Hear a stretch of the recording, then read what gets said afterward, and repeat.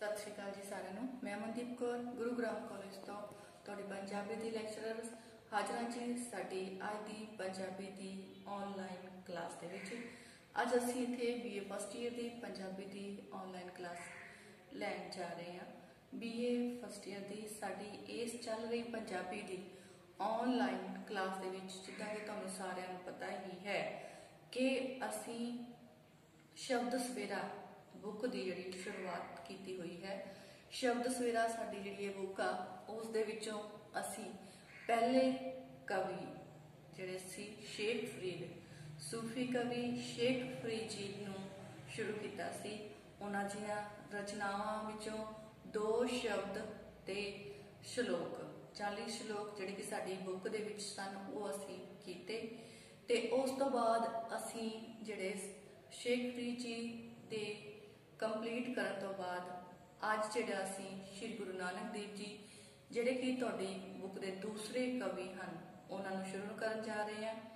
श्री गुरु नानक देव जी जिन्हां दे बारे विच तुहानूं सारिआं नूं बहुत कुछ पहलां तो ही पता है, पर फिर भी इन्हां नूं शुरू करन तो पहलां असी छोटी जी झात मारांगे इन्हां दे जीवन ते इन्हां दियां रचनावां ते कि गुरु नानक देव जी दी रचनावां किहड़ियां-किहड़ियां हन, की उन्हां दी रचनावां दे विच सानूं पढ़ना पवेगा।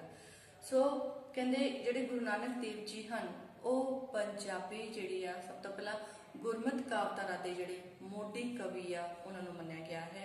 गुरमत कावधारा दे मोढी कवि ते पंजाबी साहित्य दे उस रहीए पंजाबी साहित्य दे उस रहीए जिन्हां ने जिन्हां दे नाल ना केवल जिहड़ी कविता ते रागां दी जिहड़ी शुरुआत ही हुई है। कविता ते रागां दे विच बाणी जिहड़ी आ इन्हां ने रची। इन्हां ने ना केवल रागां ते कविता दी जिहड़ी शुरुआत ही कीती सगों जिहड़ी इन्हां दी बाणी इन्हां ने रची सी उस बाणी रचन तो बाद जिहड़े इन्हां ने अपने जिहड़े अगे इन्हां ने गुरगद्दी दे जिहड़े वारिस आ ओह बनाए ओह भी अजिहे ही महान जिहड़े आ बाणी रचन वाले संगीतकार ते जिहड़े संपादक बने। मतलब जिहड़े संपादक ते महान विद्वान जिहड़े आ ओह कहलाए। इन्हां दे जिहड़े विचारां ते शख्सियत आ उन्हां तो हर एक ही जिहड़ा लोक आ हर कोई प्रभावित होया ते साडे जिहड़े साहित्य दे किहड़े साहित्यकार हन कवि हन उन्हां ने भी इन्हां तो ही सिक्ख्या प्राप्त करन तो बाद बहुत सोहनी जिहड़ी बाणी आ ओह रची ते कहंदे गुरु साहिब जी दी जिहड़ी रचना आ ओह पंजाबी जीवन साहित्य दे हर पक्ष नूं प्रभावित जिहड़ी आ ओह करन वाली रचना आ। सो जिहड़ी इन्हां दा जीवन इन्हां दा जन्म कित्थे होया कदों इन्हां दा जन्म होया माता पिता ते इन्हां ने जिहड़ी बाणियां रचियां उन्हां दे बारे विच असीं सब तो पहला नज़र मारन की कोशिश करांगे जी। तां इहदे बारे जिहड़ा कुछ सब कुछ मैं तुहाडा ब्लैक बोर्ड ते लिखिया होया। कहंदे श्री गुरु नानक देव जी सब तो पहला इन्हां दा जन्म बारे चलांगे कि इन्हां दा जन्म 1469 ईस्वी विच राय भोए दी तलवंडी ननकाना साहिब पाकिस्तान दे विच जिहड़ा होया आ। पिता जी दा नाम जिहड़ा है वो है मेहता कालू जी, माता दा नाम तृप्ता देवी जी। उस तो बाद कहंदे शुरू तो ही इन्हां नूं परमात्मा दी जिहड़ी भगती आ उसदा बहुत शौक सी। ये परमात्मा दी भगती दे विच शुरू तो ही जिहड़ा लीन रहिंदे सन। फिर 1475 ईस्वी विच 1475 ईस्वी विच इन्हां नूं गोपाल पंडित दे कोल जिहड़ा है वो पढ़न दे लई भेजिया गया ते जिथे इन्हां ने संस्कृत ते फारसी की जिहड़ी सिक्ख्या आ वो गोपाल पंडित कोलों जिहड़ी गुरु नानक देव जी ने प्राप्त की आ। फिर कुछ समा यह सुल्तानपुर विच इन्हां ने नवाब दौलत खां लोधी जिहड़ा है उसदे मोदी खाने दे विच नौकरी भी कीती, जिथे इन्हां ने जड़ियां 13-20 तोलियां सी। ते फिर उस तो बाद कहते 1487 विच इन्हां दा जिहड़ा विआह होया, जिथों कि इन्हां दे जिहड़े 2 पुत्र श्री चंद ते लक्ष्मी दास जिहड़े पैदा होए। उस तो बाद कहते एक बार की होया सुल्तानपुर दे विच, क्योंकि इन्हां दा ज्यादातर ध्यान जिहड़ा परमात्मा दी भगती दे वल ही सी। एक दिन सुल्तानपुर विच यह वेई जड़ी नदी आ, वेई नदी विच इशनान करदियां उस नदी दे विच आलोक जिहड़ा आ हो गए सन। फिर जदों ये वेई नदी विच आलोक हो गए तां तीजे दिन यह उस नदी दे विचों प्रगट होए। तीजे दिन प्रगट होने तो बाद इन्हां नूं परमात्मा दे हुक्म दे अनुसार इन्हां ने जिहड़ा सानू ज्ञान दिता, परमात्मा दे हुक्म दे अनुसार इन्हां नूं जो ज्ञान प्राप्त, जदों गुरु नानक देव जी जिहड़े आ वो वेई नदी विचों इशनान करन तो बाद आलोक हो गए ते तीजे दिन जदों प्रगट होए तां परमात्मा दे हुक्म अनुसार उन्हां नूं जो हुक्म जो जिहड़ा सी हुक्म दुनिया नूं देण लई किया गया वो सी ना कोई हिंदू ना मुसलमान, मतलब कि जिहड़ा इस दुनिया विच सब इको ही परमात्मा दे बनाए हुए इंसान है, उन्हां दे विचों कोई भी। फिर संसार दा उद्धार करन लई इन्हां ने 4 दिशावां दे विच 4 उदासियां जिहड़ियां कीतियां। ये उदासियां दा जिहड़ा समां सी वो 1501 ईस्वी तो लैके 1522 ईस्वी तक दा सी।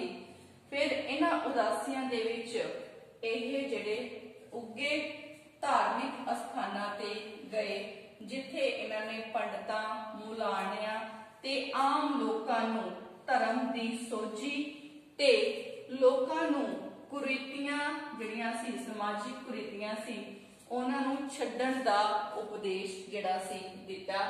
ਉੱਗੇ ਧਾਰਮਿਕ ਸਥਾਨਾਂ ਤੇ ਗਏ, ਪੰਡਤਾਂ ਨੂੰ ਮਿਲੇ, ਮੁਲਾਣਿਆਂ ਨੂੰ ਮਿਲੇ, ਆਮ ਲੋਕਾਂ ਨੂੰ ਮਿਲੇ ਤੇ ਧਰਮ ਦੀ ਜਿਹੜੀ ਸੋਚੀ ਆ ਉਹਨਾਂ ਨੂੰ ਦਿੱਤੀ ਤੇ ਕੁਰੀਤੀਆਂ ਜਿਹੜੀਆਂ ਸੀ ਉਹਨਾਂ ਨੂੰ ਛੱਡ ਕੇ ਸਹੀ ਰਸਤੇ ਤੇ ਪੈਣ ਦਾ ਉਪਦੇਸ਼ ਇਹਨਾਂ ਨੇ ਜਿਹੜਾ ਲੋਕਾਂ ਨੂੰ ਦਿੱਤਾ। ਫਿਰ ਸੁਧਾਰਕ ਤੇ ਇਹ ਜਿਹੜੇ ਹਨ ਇੱਕ ਪ੍ਰਚਾਰਕ, ਫਿਰ ਗੁਰੂ ਨਾਨਕ ਦੇਵ ਜੀ ਬਹੁਤ ਵੱਡੇ ਸੁਧਾਰਕ, ਪ੍ਰਚਾਰਕ ਤੇ ਮਹਾਨ ਕਵੀ ਆ ਉਹ ਮੰਨੇ ਗਏ ਹਨ। 1539 ईस्वी विच जिहड़े ए ज्योति जोत समा गए ते इन्हां ने जिहड़ी अपनी गुरगद्दी सी ओ भाई लैणा जी नूं दे दित्ती। इन्हां दी जिहड़ियां प्रमुख बाणियां हन उन्हां विचों जपजी साहिब, आसा दी वार, माश दी वार, मलार दी वार, दखणी ओंकार, सिद्ध गोष्ठ, 12 माह राग तुखारी जिहड़ियां ओह मन्नियां गईयां हन। जपजी साहिब, आसा दी वार, मास दी वार, मलार दी वार, दखणी ओंकार, सिद्ध गोष्ठ, 12 माह राग 12 माह तुखारी जिहड़ा इन्हां दीयां बाणियां मन्नियां गईयां हन। इन्हां दी जिहड़ी बाणी है ओह 19 रागां दे विच जिहड़ी दर्ज की गई है, 19 रागां दे विच इन्हां दी जिहड़ी बाणी आ ओह लिखी गई मन्नी जाती है। फिर कहते गुरु नानक देव जी एक जिहड़ी है इन्हां ने जो भी रचनावां कीतियां, रचनावां दे रचनाकार जिहड़ा गुरु नानक देव जी दी जिहड़ियां रचनावां हन उन्हां दा रचना काल निश्चित करना बहुत ही ज्यादा कठिन है कि एक कदों कदों लिखिया गईयां। इन्हां दा जिहड़ा समा है, रचना काल है, वो निश्चित करना बहुत ही कठिन मन्निया जाता है। जिहड़ियां इन्हां दियां जन्म साखियां हन उन्हां तों भी इन्हां दे रचना काल दी जिहड़ी सही प्रमाणिकता सानू नहीं मिलदी। जन्म साखियां तों भी इन्हां दे रचना काल दी प्रमाणिकता दा जिहड़ा सानू पता नहीं लगदा। जपजी साहिब, सिद्ध गोष्ट ते 12 माह जिहड़ा आम तौर ते मन्निया गया है कि इन्हां दे अंतिम समय दियां जिहड़ियां रचनावां मन्निया गईयां हन। कहंदे जिहड़ा जपजी साहिब है उस विच इन्हां ने जपजी साहिब दियां जिहड़ा उन्हां नूं भिन्न भिन्न जगह ते जाके उचारिया ते भिन्न भिन्न जगह ते इन्हां ने जपजी साहिब जिहड़ा उसकी रचना कीती। ये जिहड़ी बाणी आ भिन्न भिन्न थावां तो लई गई है, भिन्न भिन्न थावां ते उचारी गई है। ते सिद्ध गोष्ट जिहड़ी इन्हां दी बाणी है उस विच इन्हां ने बटाले दे सिद्ध जिहड़े जोगी हन, अचल बटाले दे सिद्ध जोगियां दे नाल जिहड़ा इन्हां दा विचार विटांदरा होया उसका वर्णन इन्हां ने जिहड़ा अपनी रचना सिद्ध गोष्ट दे विच जिहड़ा इन्हां ने कीता आ। फिर कहते जिहड़ी जपजी साहिब आ ओह इन्हां दी बहुत ही महान जिहड़ी बाणी आ ओह मन्नी जाती है। जपजी साहिब जिसनूं कि श्री गुरु ग्रंथ साहिब दे विच पहले नंबर ते दर्ज किया गया है, ये इन्हां दी बहुत ही महान जिहड़ी रचना मन्नी गई है। इस बाणी दे आरंभ दे विच मूल मंत्र जिहड़ा लिखिया गया है जिस विच इन्हां ने परमात्मा दे स्वरूप नूं बहुत ही सोहनी तरह दे नाल बयान किया है। सारी दी सारी जिहड़ी है ये जिहड़ा मूल मंत्र है इन्हां दी सारी बाणी दी जिहड़ी व्याख्या है वो कर दिंदा है। फिर दूसरे नंबर ते जिहड़ी दूसरी बाणी आउंदी है वो है आसा दी वार, जिहड़ी कि एक अध्यात्मिक वार मन्नी जाती है। इस वार दियां 24 पौड़ियां हन ते कुछ श्लोक भी इस वार दे विच दर्ज हन। विषय दे पक्ष तो ये जिहड़ी वार है वो बहुत ही डूंगे अर्थां नाल भरी हुई है। साहित्यिक पक्ष तो भी ये इन्हां दी एक महान जिहड़ी है वो रचना स्टार्ट। दूसरी जिहड़ी इन्हां दी बाणी सी वो है आसा दी वार, जो कि साहित्यिक पक्ष तो बहुत ही महत्वपूर्ण जिहड़ी मन्नी जाती है। इस विच इन्हां ने विचारां दी सार्थकता, समाजिक कीमतां दी शुद्धि जिहड़ी है, काटवी तिखी शैली, शादी ते स्पष्ट जोरदार लिखण ढंग जिहड़ी है वो इन्हां दी वारां दी बहुत ही वड्डी विशेषता मन्नी गई है।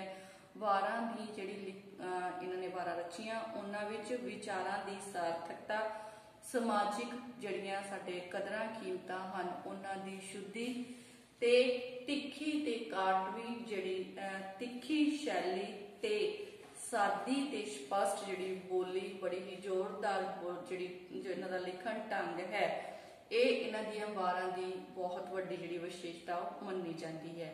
फिर जिहड़ी अगली इन्हां दी बाणी है वो है सिद्ध गोष्ट। सिद्ध गोष्ट जिहड़ी बाणी आ उस विच इन्हां ने अचल बटाले गए ते उत्थे जाके इन्हां दा सिद्ध जोगियां दे नाल परमात्मा दे बारे विच जो विचार विटांदरा हुंदा है ते उस दा इन्हां ने जिक्र जिहड़ा इस बाणी दे विच कीता है।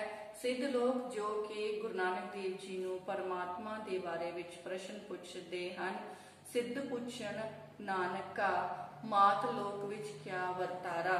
सो इस जिहड़ी ये बाणी है जिस विच सिद्धां ने परमात्मा दे बारे प्रश्न किया ते गुरु नानक देव जी ने जिहड़ा उन्हां दे नाल की विचार वटांदरे कीते, इस बाणी दा जिहड़ा सारे दा सारा वर्णन सिद्ध गोष्ट दे विच इन्हां ने कीता।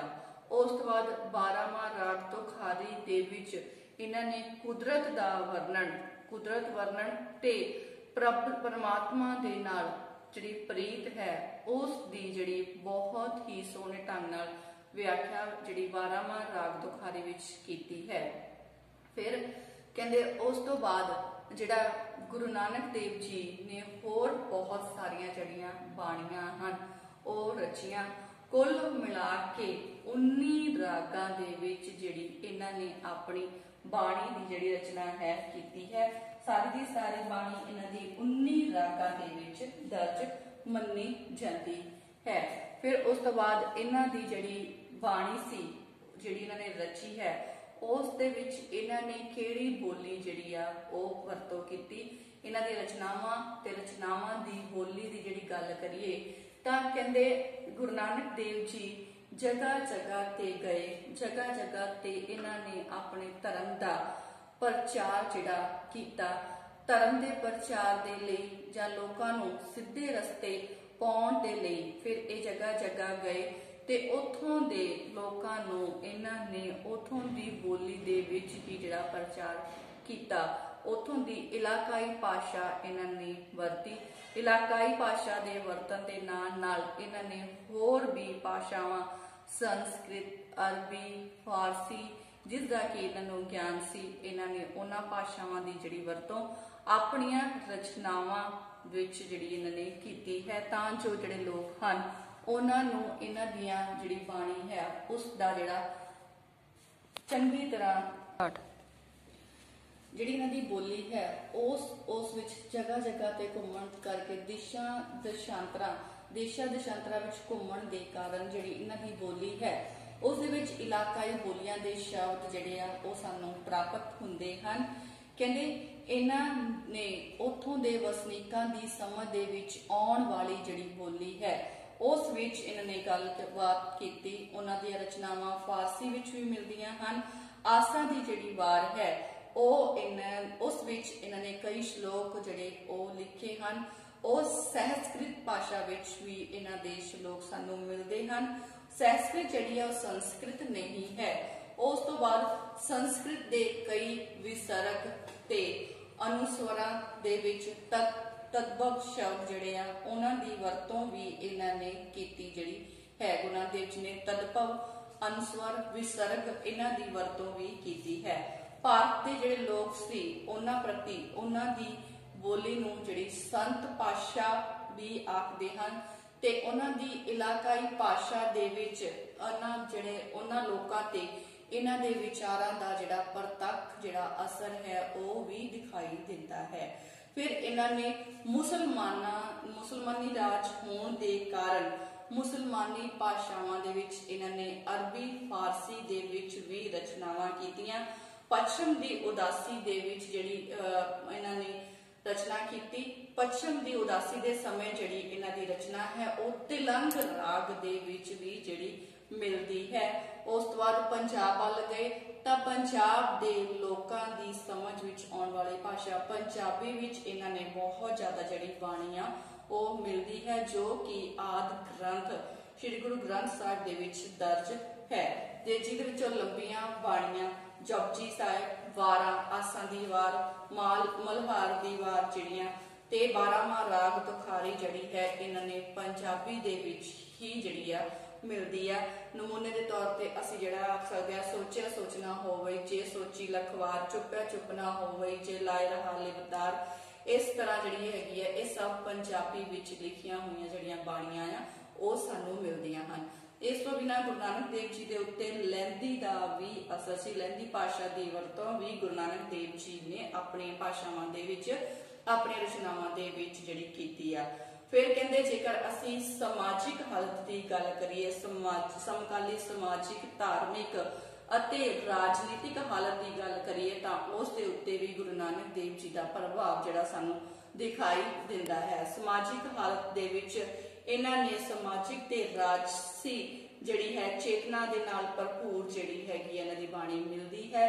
इन्हां ने उस समय दे अधिकारियों द्वारा जो जुल्म किए गए सन उन्हां दा भी वर्णन इन्हां ने अपनी बाणी विच कीता सानूं जिहड़ा मिलदा है। जिसकी उदाहरण असीं दे सकदे हां कल काती राजे कसाई धर्म पंख कर उडरिया कूड़ अमावस सच चंद्रमा दिसे नाही कह चढ़िया।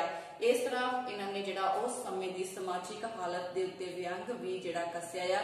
उस तो बाद इन्हां ने इस्त्रियां दी जिहड़ी दशा आ उस ते भी अपने बयान जिहड़े आ ओह दिते हन। इस्त्री जात की जिहड़ी दशा सुधारन दे लई भी इन्हां ने बहुत कुछ कीता। इन्हां दे ही विचारां दे विचों सो क्यों मंदा आखिए चित जम्मे राजान, इस तरह जिहड़ी है इन्हां ने इस्त्री जात की जिहड़ी वडियाई आ ओह भी कीती, इस्त्री नूं वडियाई भी दवाई। उस तो बाद जे असीं इतिहासिक पक्ष की गल करिए इतिहासिक महत्व भी ਇਹਨਾਂ ਦੀ ਜਿਹੜੀ ਬਾਣੀ ਆ ਉਹਨਾਂ ਦੇ ਵਿੱਚ ਦਿਖਾਈ ਦਿੰਦਾ ਹੈ। ਬਾਬਰ ਦੇ ਹਮਲੇ ਨੂੰ ਇਹਨਾਂ ਨੇ ਉਸ ਸਮੇਂ ਬਾਬਰ ਦਾ ਹਮਲਾ ਜੋ ਉਸਨੇ ਲੁੱਟ ਖਸੁੱਟ ਕੀਤੀ ਉਹ ਵੀ ਸ਼੍ਰੀ ਗੁਰੂ ਨਾਨਕ ਦੇਵ ਜੀ ਦੀ ਬਾਣੀ ਦੇ ਵਿੱਚ ਸਾਨੂੰ ਜਿਹੜਾ ਦਿਖਾਈ ਦਿੰਦਾ ਹੈ।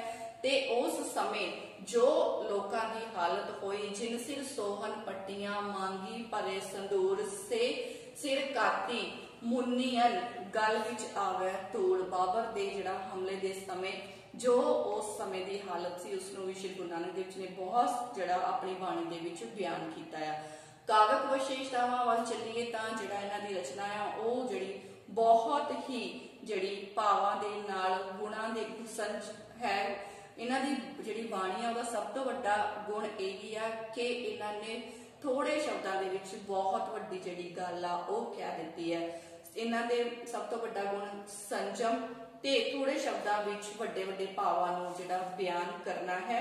ਫਿਰ ਇਹਨਾਂ ਨੇ ਕਈ ਜਿਹੜੇ ਰਾਗ ਆ ਉਹਨਾਂ ਦੀ ਵਰਤੋਂ ਵੀ ਕੀਤੀ ਹੈ। ਨਿੱਜੀ ਜਜ਼ਬਿਆਂ ਤੇ ਤਜਰਬਿਆਂ ਦੇ ਨਾਲ ਭਰਪੂਰ ਜਿਹੜੀ ਬਾਣੀ ਰਚੀ। ਸ਼ਾਂਤ ਰਸ ਇਹਨਾਂ ਦੀ ਬਾਣੀ ਦਾ ਜਿਹੜਾ ਸਾਨੂੰ ਨਮੂਨਾ ਵਿੱਚ ਦਿਖਾਈ ਦਿੰਦਾ ਹੈ ਕਿ ਇਹਨਾਂ ਦੀ ਬਾਣੀ ਨੂੰ ਪੜ੍ਹ ਕੇ ਸਾਡਾ ਮਨ ਜੋ ਹੈ ਉਹ ਸ਼ਾਂਤ ਹੋ ਜਾਂਦਾ ਹੈ। ਸੋ ਸ਼ਾਂਤ ਰਸ ਦੀ ਇਹਨਾਂ ਨੇ ਜਿਹੜੀ ਵਰਤੋਂ ਕੀਤੀ ਹੈ।